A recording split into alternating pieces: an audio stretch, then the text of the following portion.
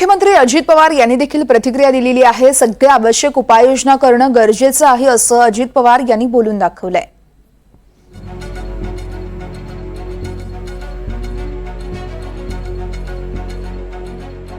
Local गाड्या जवळनं जात असल्या तरी लोक मोठ्या प्रमाणावर लटकलेले असतात। प्रवासी त्यांना त्यांचा वेळ महत्त्वाचा असतो, ऐकत नाही। आणि रेल्वेला जसं मेट्रोला दरवाजा असतो तसा दरवाजा नसल्यामुळं ते बरेचसे प्रवासी लटकले आणि ते घासले गेले। त्यामुळे 8 प्रवासी रेल्वे ट्रॅकवरच तिथं पडले। या दुर्घटनेची जबाबदारी रेल्वे विभागाची हे कोणी नाकारू शकत नाही, कारण शेवटी ज्या डिपार्टमेंटचं ही घटना घडती, परंतु त्यांची जबाबदारी आहे। त्याच्यामध्ये त्यांना आता ह्याच्याबद्दलची चौकशी ही निश्चितपणे त्यांचे आदेश निघालेच असतील। चौकशी केल्यानंतर काय फॅक्ट आहे ती आपल्या सगळ्यांच्या समोर येईल। कसारा लोकलमधून पडून 4 जणांचा मृत्यू झाल्यानंतर आता राजकीय संतप्त प्रतिक्रिया समोर येत आहेत। मनसे अध्यक्ष राज ठाकरे यांनी पत्रकार परिषद घेऊन लोकलने प्रवास करणाऱ्या मुंबईकरांचे प्रश्न उपस्थित केले आहेत। शिवाय बाहेरच्या राज्यातून येणारे लोंढे या गर्दीला कारणीभूत असल्याचं राज ठाकरेंनी म्हटलंय।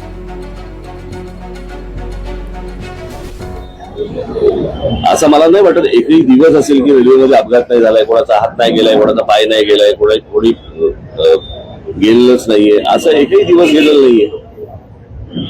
प्रश्न असा आहे की ती रेल्वे चालते कशी, हे जगाला एक आश्चर्यच आहे।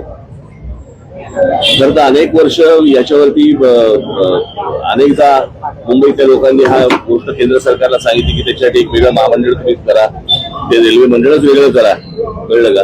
अजून काही होत नाहीये त्या सगळ्या गोष्टींसाठी। आणि रेल्वे मुळात एक गोष्ट आपण बघितली पाहिजे याच्यातनं की या शहरांचं, सगळ्याच आपल्या शहरांचं काय झालंय। नुसता हा रेल्वे पुरता मध्ये विषय नाहीये। की त्या दिवशी माझ्या एका मुलाखतीमध्ये पण मी सांगितलं होतं की हा सगळ्या शहरांचा आपल्या विचका झालेला आहे। मुंबईतील रेल्वेतून प्रवासी पडल्याची दुर्घटना घडली आहे। या दुर्घटनेनंतर राज्याच्या आरोग्य विभागाला आवश्यक त्या उपाययोजना करण्याच्या सूचना देण्यात आलेल्या आहेत। आरोग्यमंत्री प्रकाश आंबेडकर यांनी या संदर्भात माहिती दिली आहे।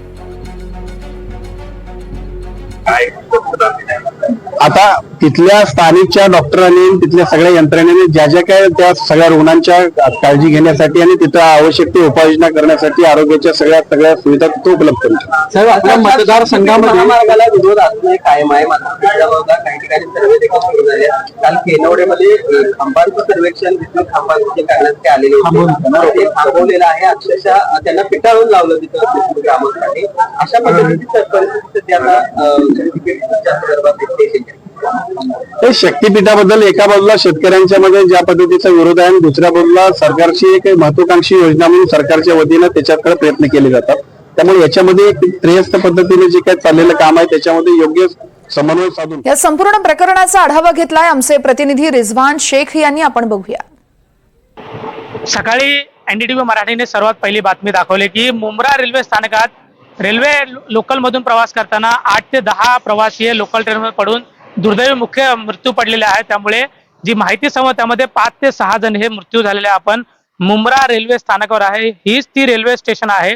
हाच तो प्लॅटफॉर्म क्रमांक 4 आहे। आपण जर पाहिलं असेल की हा जो प्लॅटफॉर्म 4चा जो गॅप आहे 3 आणि 4चा, त्यामध्ये जास्त गॅप नाही। त्यामुळे येणारे आणि जाणारी म्हणजे जी लोकल ट्रेन कसारातून सीएसटी कडे रवाना झाली होती त्याच प्लॅटफॉर्म 4 वरती आपण उभा आहोत। आपण जर पाहिलं तर जे लोक पडले होते त्यांची चप्पल या ठिकाणी पडलेली आहे मोठ्या प्रमाणात, आणि त्यांना देखील कुठेतरी ज्या पद्धतीने ते पडले त्यांच्यानंतर ती चप्पल ती या ठिकाणी पडली होती। आणि लोकांना या ठिकाणी जे रहदारी होते जे चाकरमानी त्यांनी उचलण्याचा प्रयत्न केला आणि त्वरित जी जवळची जी शासकीय रुग्णालय त्यामध्ये दाखल करण्यात आलेला। परंतु यामध्ये जी माहिती प्रशासनाने देण्यात आलेली आहे त्यामध्ये 5 ते 6 जणांचा मृत्यू झालेला आहे। आणि त्यामुळे कुठेतरी हा जो प्लॅटफॉर्म नंबर 3 आणि 4चा जो प्रश्न आहे तो कुठेतरी मार्गी लावा अशी मागणी देखील मुंब्रा येथील लोकांची आहे। त्यामुळे कधीपर्यंत हे जे मुंब्रा प्लॅटफॉर्म नंबर 3 आणि 4चा जो गॅप आहे तो कधी मोठा करण्यात आला आहे असा देखील प्रश्न या ठिकाणी लोक देखील विचारताना पाहायला भेटत आहे।